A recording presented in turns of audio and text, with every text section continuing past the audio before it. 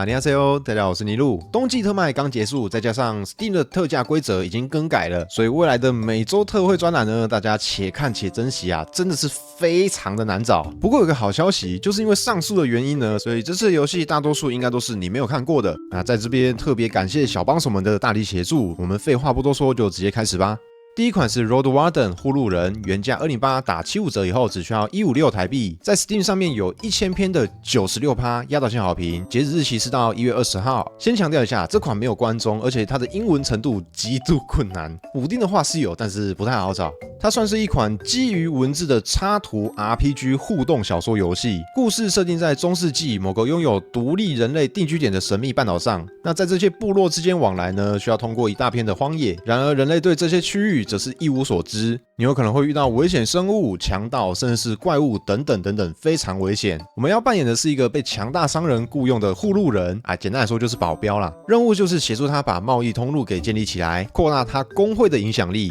途中你还可以帮助一些荒野的商队跟居民，也能够逐渐管控这片危险的半岛，以及揭开前任道路管理员为何失踪的秘密。那这个游戏真的是蛮厉害的，而且很精致。它走的是开放世界路线，你可以完全按照自己的节奏去探索，其中就有一些蛮细节的设定，像是宗教信仰会影响到你跟 NPC 之间的互动，甚至它还有昼夜系统。每当天色暗下来以后，你就必须要找个落脚处去休息。生存的部分你会需要注意角色的活力、营养、护甲、货币等等等等，内容含量绝对不会输给一些3A 大作啦。如果你的英文程度不错，那非常推荐。讲到这里，想要闲聊一下 ，Steam Deck 是 G 胖出的一台可以玩3A 游戏的掌机，最近听说越来越多人入手了。我对它的续航力算是很有意见，因为认真超起来的话，大概2个小时就会没电。这时候刚好接到我们频道感情最好的 Gaming 厂商爸爸，他们家产品是真的很优秀啊！只要寄信来，我看一下官网就会忍不住下单买一堆有的没的。支援多平台的摇杆好用，而且送18个月的保护漂移，这个真的没话说。之前在3A 大作年度评测，但是影片有详细介绍过了。这次主要讲他们家的快充影像转接头。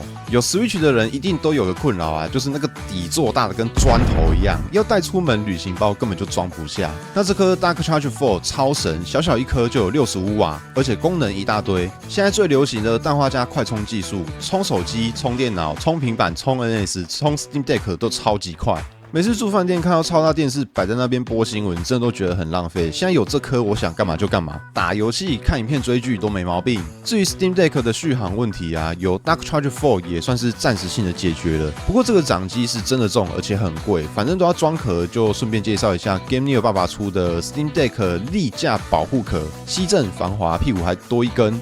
支架。不管是跪着分担重量，或者是外接手把的时候立着看都很方便。他们家还有很多好物，而且动不动就办优惠活动或是送游戏，我都不知道他们是不是真的想赚钱呢？有兴趣的话，可以点下方的资讯栏去官网逛一逛。有一颗好的快充陪你出游，真的是不错。不喜欢我手上这颗黑白款的话，它还有卡纳赫拉的联名款可以选哦。Unreal 的一起开火车，原价349打25折以后是87块台币，在 Steam 上面有着超过1万篇的94%极度好评，截止日期到1月20号。它是一款混乱的线上合作多人铁路建造游戏，最多支援4个人一起游玩。在游戏内，玩家需要利用十字镐、斧子去采集木头、矿石等等资源，帮火车开山铺路。游玩模式分为快速、竞争、无尽3大类。快速模式就是类似热身，竞争模式则是2组人马在同一张地图里面竞速，无尽的话则是比较有趣，关卡会随机性的无限生成后续的路段，直到你的火车撞烂为止。除此之外呢，里面还有一些任务可以解，你每完成一项就可以获得一颗升级火车的螺丝。那升级可以干嘛？就是增加你的难度，你的车速就会因此越来越快。重置引擎的话，虽然可以减速啦，但是也会更换一张地图。地形的部分就设计得很巧妙，而且有做出差异，像是雪地的话会造成减速，在沙漠中的话，车厢则是会突然起火，火山甚至会更夸张一点，出现颠倒的情况。一个人玩不太会无聊，只是会容易手忙脚乱。如果想考验友情的话，更是可以尝试看看。再来是 Superland， 原价318台币，打4折以后是127块，评价是7900篇的96%压倒性好评，促销日期到1月20号为止。它算是一款第一人称 3D 动作解谜冒险游戏，它拥有的元素蛮多种的，融合了传送门、萨尔达传说、任银河战士、恶魔城等等等等。玩家将要扮演的是一个小红人，在孩童打造的迷你世界中自由探索、解谜还有战斗。虽然说这个世界是缩小版但是地图其实做的还蛮开阔的，而且其中也穿插了非常多人类的用品，这样一对比之下，画面就变得十分有趣。除此之外呢，还有许多隐藏的区域跟宝箱，原先关闭的地区会随着玩家获得的能力跟道具多寡而开放。战斗方面可以用枪或是剑，在有限的血量之下努力生存下去。能力就分的比较多种，像是造方块或是扑钩锁，也有一些装备可以做特化，像是强化跑速或者是大跳功能等等等等，这些都可以透过探索或是金钱去购买。解谜的部分呢，就设计的蛮有创意的，都不会是那种一目了然的简单谜题。如果你怕这游戏会雷的话，可以先玩玩它的 demo 版，再决定要不要购入。Deadly Days 死亡之日原价226，打2折只要40块，评价是可怜的700篇88%，极度好评，促销日期到1月20号为止。那它是一款重度 rogue 类型的战略像素游戏，以末日丧尸为主题。游戏故事很鏘啊，就是讲述着某间工厂要将人类全部变成丧尸的邪恶计划。只要人类吃了他们的丧尸汉堡，就会失去人性，而玩家必须在尸潮中探索、收集汉堡碎片，壮大自己幸存者的军队，并摧毁丧尸汉堡的源头。里面的建筑呢，有多样化的武器、丰富的技能以及道具等等物资。道具可以拿来合成出更强大的武器，像是火箭之类的。除此之外，你还需要兼顾食物的数量，以免饿死这些幸存者。没错，只要你养得起，朋友数量都不是问题。那地图的部分，每一张都不太一样，而且它有昼夜系统。一到晚上，丧尸的数量、速度、伤害都会大幅度的提升，而且每经过5天，强度还会提高。更诚恳的一点是，第14天的时候会有 BOSS 出来给你挑战。对，即便是丧尸，它做的还是蛮多元的。不过它有一个很大的缺点啊，就是你的账号不会变强，每一把都是全新的开始。而且游戏本体啊难度不低，你要自己摸索也是不错，就是要小心自己不要玩到心态炸裂就好。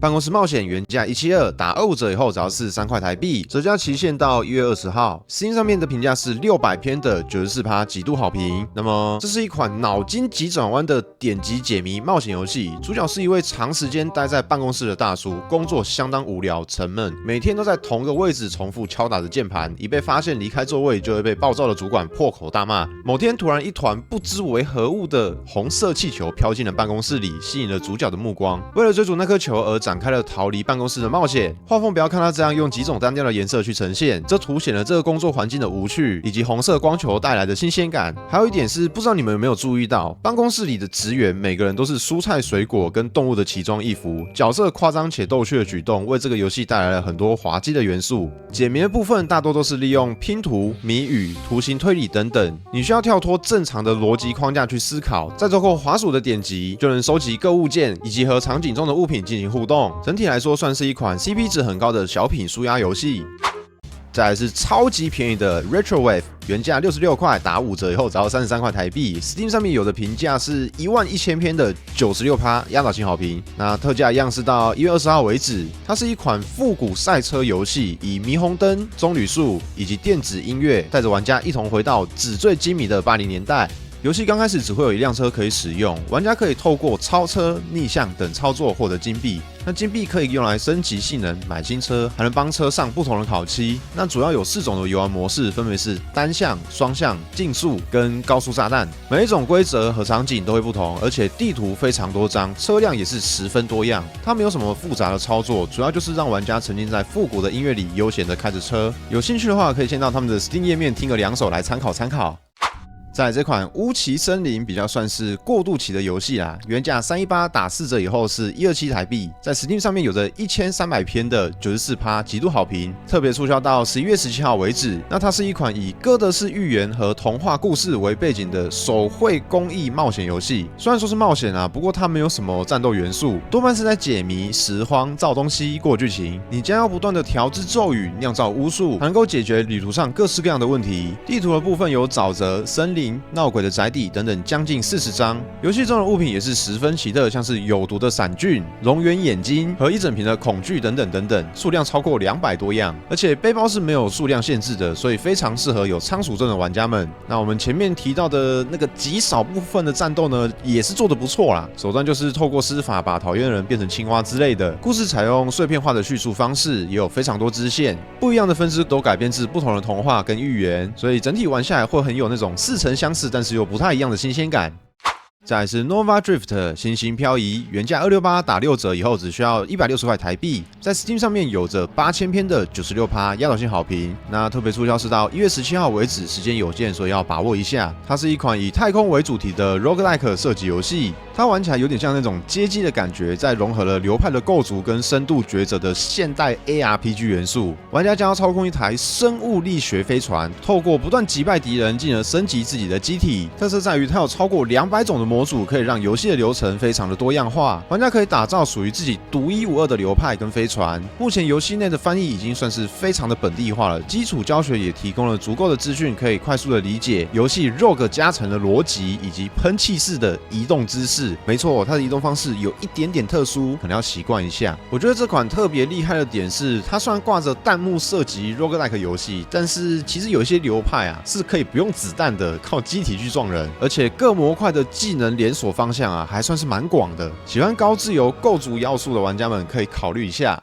最后这两款也是1月17号特价截止。第一款是木筏生存，原价468台币，打6、7折以后只要313元。评价是有212000篇的93%，极度好评。它是一款开放世界生存游戏，背景设定在未来，因为地球暖化造成海平面上升，海水淹没了整个地球以后，玩家必须要扮演前锋侦察兵，寻找可以居住的土地跟收集资源。随着探索进度，拿到越来越多的漂流瓶，剧情也会逐渐明朗。至于游戏的模式呢，可以选择第一人称或是第三人称进行，而且也支援多人连线。刚开始你会重生在一个2×2的木筏上，四周一片汪洋，你能够用的就只有手上的钩子去收集海上的木桶、棕榈叶、塑料、板条箱等等资源，透过合成来扩大自己的木筏。当然你要离开这块小小的土地，自己跳下去捡也是 OK 的，但是就是要小心鲨鱼的出没。至于建造的部分也是蛮多元的，你要把自己的木筏盖成一栋别墅，或是弄成一艘快艇，都是不错的选择。探索的部分除了海底世界以外，你一定会在之后找到陆地，甚至是城市、工厂，内容含量绝对对得起它的原价，而且它也算是一款精神时光屋。在大作发售之前的空窗期呢，这款就是非常值得购入的游戏。最后一款就是《艾巴利历险记：野地大冒险》，原价288打4折以后只要115台币，评价是3000篇的97%，压倒性好评。它是一款开放世界冒险游戏，故事发生在一座位于地中海上的小岛。主角艾巴从英国飞来探望他的祖父，随着在岛上欣赏生态之余，发现了许多被人乱丢的垃圾、搁浅的海豚、生病的松鼠，而且镇长还要把生态区改建成豪华大饭店。玩家要扮演的是小女孩艾巴，利用爷爷的旧手机拍照鉴定动物，试着唤起当地居民的环保意识，并且极力阻止任何一切破坏生态的行为。地图的设计也是蛮多样化的，随便举几个例，像是有山地、沼泽、稻田，前后加一加大概有8种，而且还有67种野生动物可以让你探索。那游戏的方法呢，也真的是非常的简单，你只需要透过点击就能操控角色，没事拍拍照、回任务，剧情就会很轻松的往前走。那顺便提一下，这款真的是非常推荐给鸟类爱好者，因为它的行为动画其实做的是真的很精致，喜欢轻松风格的玩家们可以试试看。好了，以上就是本次特惠的全部内容。再次感谢 GameNear 爸爸的赞助播出。最近他们送的礼啊，真的是太多了，一定要点那个资讯栏去逛一下。那之后我想再开一些分类比较明确的专栏，不知道大家有没有什么想看的内容？小黄油本来就会做，所以除此之外都欢迎在底下留言告诉我。我是尼路，感谢各位的收看，我们下次再见，拜拜。最近呢，因为工作的关系，认识了很多新朋友，尤其是这几天跟其他游戏介绍的 YouTuber 们，基本上是全部都见过一轮了。我跟他们讲话还没超过3句，就可以明显的感受到那个专业度、那个气场、那个老练的市场敏锐度啊，明显是不同的 level。当下的内心啊，真的是五味杂陈。一方面彼此是流量的竞争对手，所以我对他们的防备心还是蛮重的。但是另外一方面相处下来，他们又对我非常的友善，讲了很多自己的经验谈，让我参考。这就让我对自己的防备心啊充满了罪恶感。再加上专业方面的差距啊，让我的心灵又再次受到了创伤。但是我这个人啊，越挫越勇，决定奋发向上，今晚就去买醉。